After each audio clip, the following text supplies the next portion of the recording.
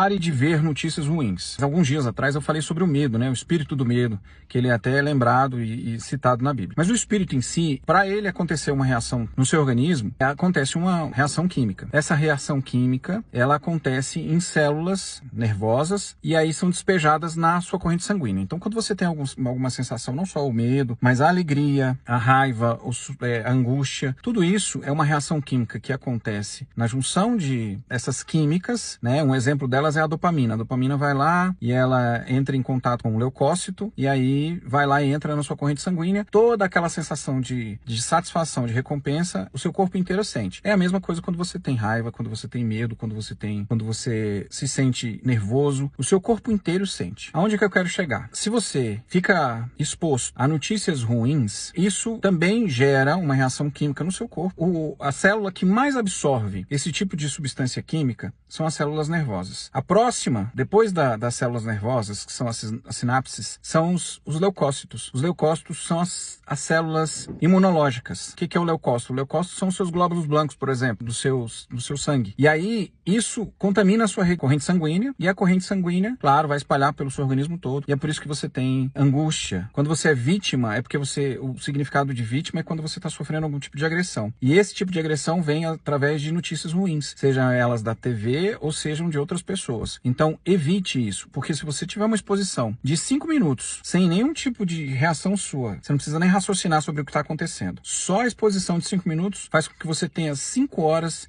de imunidade baixa. A sua imunidade, ela vai a zero. E aí, o que acontece? Você pensa que é só uma sensação e aí acontece de você ficar doente. Então, essa que é a ideia. Se afaste de notícias ruins, porque apesar de ter o espírito do medo, que sonda a sua vida, a reação química acontece de forma física no seu organismo. Ocorre na sua corrente sanguínea e isso é uma coisa que pode levar a sua imunidade a zero e aí você vai ter com certeza alguns problemas de saúde. Curte, comenta e compartilha e permanece comigo rumo à inteligência emocional. Fica com Deus.